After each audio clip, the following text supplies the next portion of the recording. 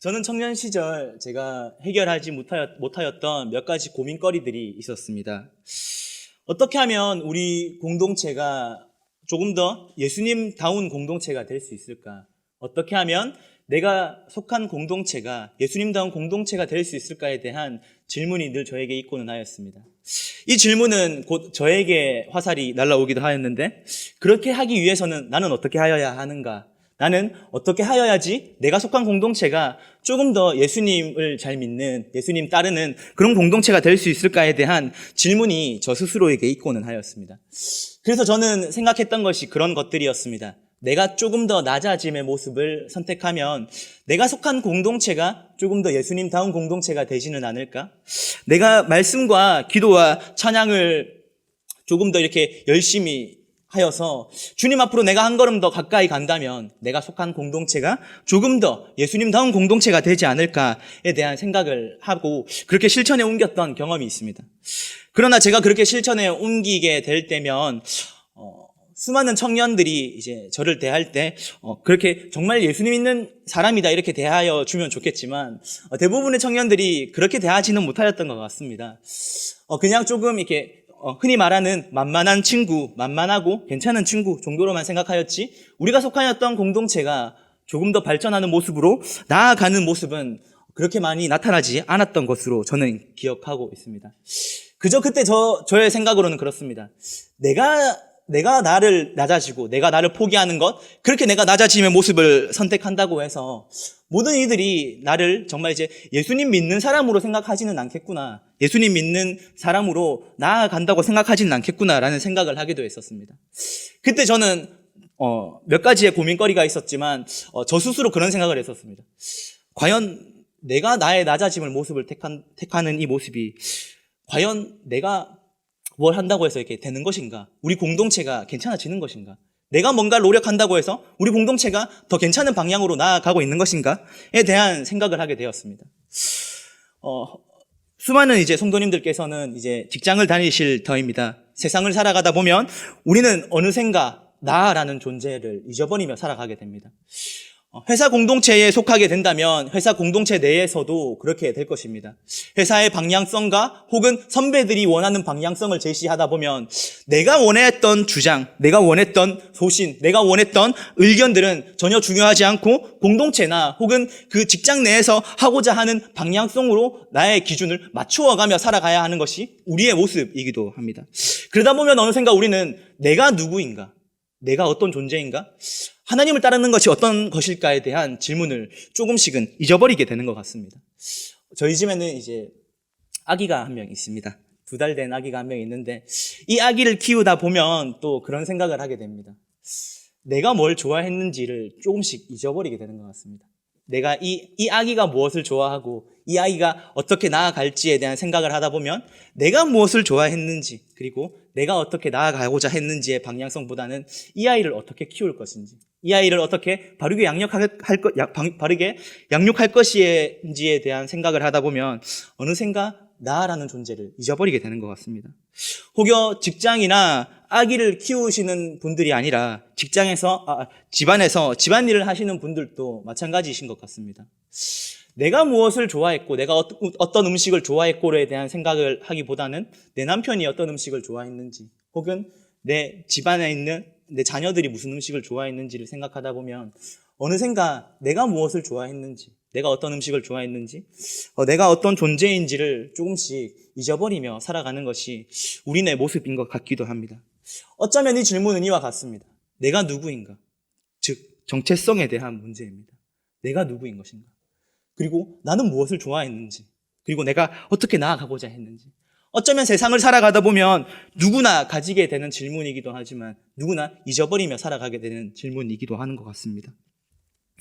정체성을 명확하게 가지고 살아갔던 인물, 사실 그 인물은 이 세상을 통틀어 저는 예수님만이 그것이 가능하셨던 인물이 아닌가에 대한 생각을 해보게 되었습니다. 오늘 읽은 말씀, 갈라디아서의 말씀을 말씀드리기 앞서 예수님의 이야기를 조금 해볼까 합니다. 그리고 예수님의 이야기를 역사적인 상황과 역사적인 정황과 맞추어서 예수님의 이야기를 성도님들께 전달해 드리고자 합니다. 예수님 주변에는 늘 사람이 많았습니다.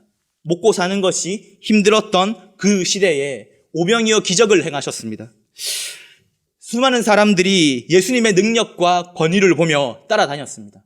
야, 예수님 따라다니면 먹고 살 문제는 없다더라는 이야기도 오고 갔을 것입니다.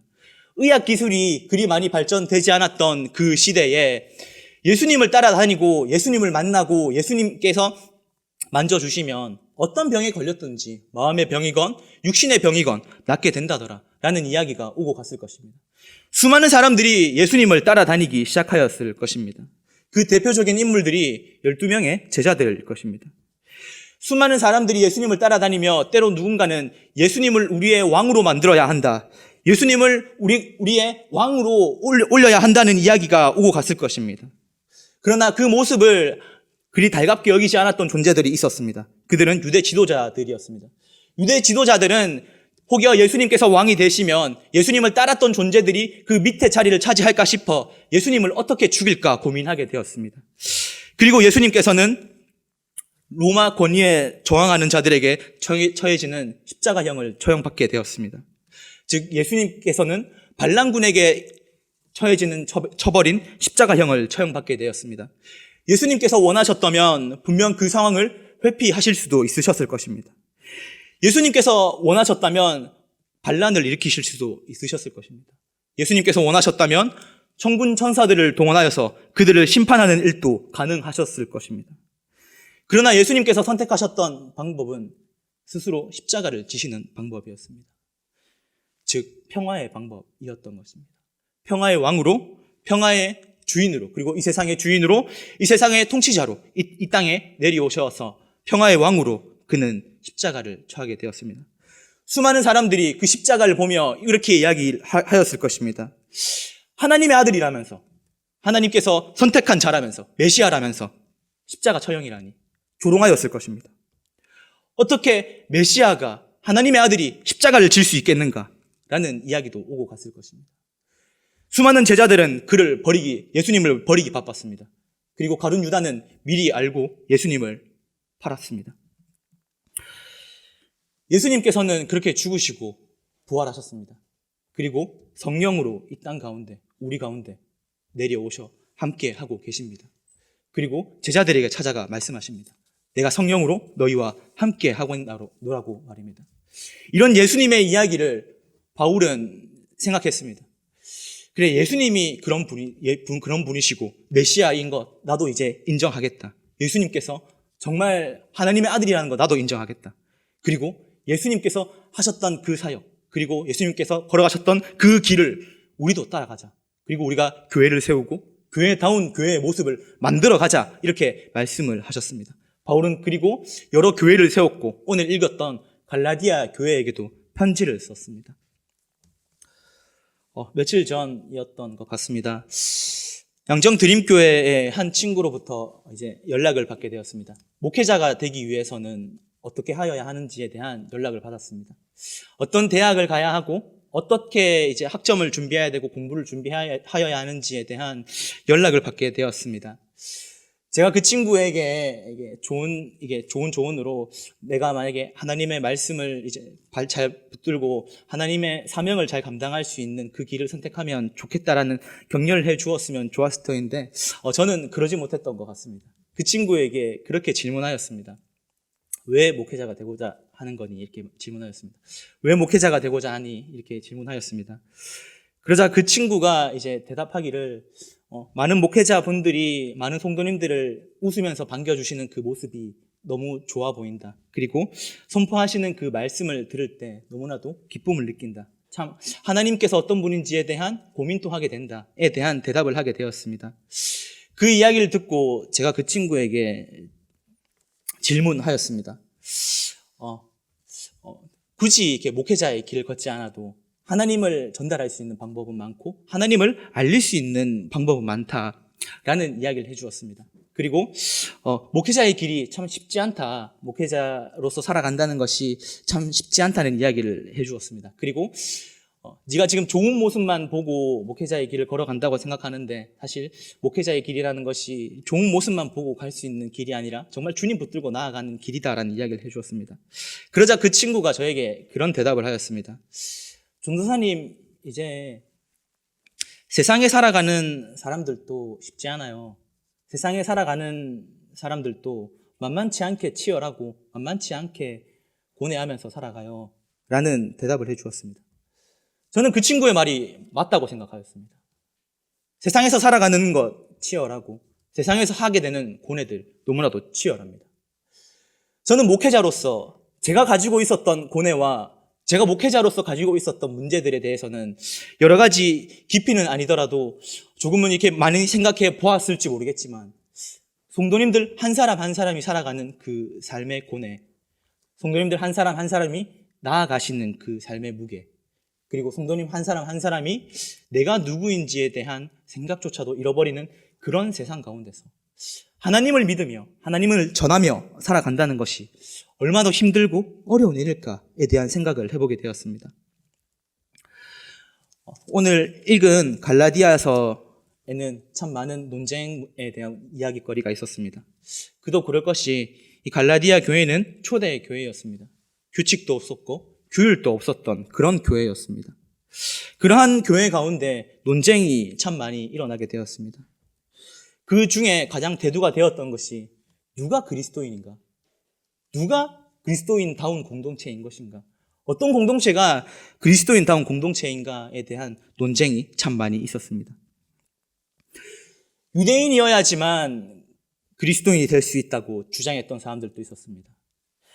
창세기 17장에 나오는 아브라함의 이야기와 같이 할례를 받아야지만 유대인이 될 수 있다, 그리스도인이 될 수 있다는 이야기를 했던 사람들도 있었습니다. 혹여 남자가 되어야지만 그리스도인이 될 수 있다라고 이야기를 했던 존재들도 있었을 것입니다. 그리고 누군가는 종이 아니어야 한다, 주인이어야 한다, 주인이어야지만 그리스도인이 될 수 있다라는 이야기를 하기도 하였습니다. 이에 바울이 이 논쟁에 대한 이야기를 듣고 생각했습니다. 과연 그리스도인다운 것이 그런 것일까? 과연 그리스도인다운 공동체가 그런 공동체인 것인가에 대한 질문을 하기 시작하였습니다. 그리고 바울은 갈라디아 교회에게 편지를 쓰기 시작합니다. 정말 그리스도인다운 교회는 주님만 보고 따라가는 교회가 그리스도인다운 교회가 아닌가? 정말 주님만 따라가는 그러한 삶을 살아가는 교회가 진짜 그리스도인다운 공동체가 아닌가? 주님만 바라보며 살아가는 그 삶이 그리스도인다운 삶이 아닌가에 대한 바울의 대답을 내놓기 시작하였습니다. 나의 생각으로 다른 사람의 의견을 무시하였던 갈라디아 교인들의 모습을 우리는 바라볼 수 있습니다. 그들은 이야기하였습니다. 야, 유대인이어야지만 그리스도인이 될 수 있어. 할례를 받아야지만 그리스도인이 될 수 있어. 남자여야지만 그리스도인이 될 수 있어. 혹은 주인이어야지만 그리스도인이 될 수 있어. 그렇게 이야기를 하였을 때 바울은 이야기합니다. 유대인이나 헬라인이나 할례자나 비할례자나 남자나 여자나 종이나 자유인이나 다 그리스도인이다. 그리스도 안에서 하나다라고 이야기를 하고 있습니다. 비록 다른 의견을 가지고 있던 그들에게 이야기합니다. 정말 주님을 따르는 공동체는 그냥 주님만 보고 따라가는 공동체다. 그리고 주님을 따라가는 삶은 그냥 주님만 따라가는 삶일 것이다 라고 말입니다. 그리고 갈라디아서 5장으로 넘어가게 되면 성령의 9가지 열매에 대한 이야기가 나옵니다. 그리고 이 성령의 9가지 열매를 이야기하며 바라보며 우리는 생각할 수 있어야 됩니다. 사랑과 희락과 화평과 이 모든 것들이 나 혼자서는 감당할 수 없는 것들이라는 것을 말합니다. 성령의 9가지 열매는 그 어떠한 것도 나 혼자서는 감당할 수 없습니다. 사랑도 나 혼자서는 할 수 없고 희락과 화평, 그 어떠한 것도 오래 참은 모든 것들이 나 혼자서는 감당할 수 없는 것들입니다. 즉 옆에 누군가가 있어야지만, 공동체가 있어야지만 감당할 수 있는 것이 성령의 9가지 열매인 것이고 그것을 따르는 것이 그리스도인다운 공동체라고 바울은 이야기합니다. 성령의 9가지의 열매를 지니고 살아가는 것이 그리스도인다운 삶의 모습이라고 이야기를 하고 있습니다.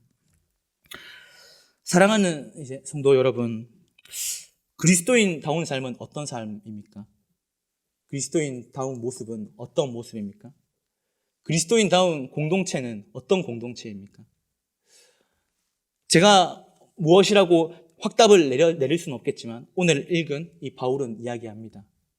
종이나 자유인이나 남자나 여자나 헬라인이나 유대인이나 모두가 그리스도 안에서 하나라고 말입니다. 그리고 그리스도를 따르는 자라야만 정말 주님을 따르는 자라야만 그리스도인이고 주님의 백성이라고 말입니다. 사랑하는 모든 성도님들께서 하루하루의 삶을 주님이 원하시는 삶을 살아서 정말 주님께서 원하시는 삶을, 그리고 그 주님께서 원하시는 걸음을, 주님께서 원하시는 공동체를 이룰 수 있기를 주님의 이름으로 축복하겠습니다.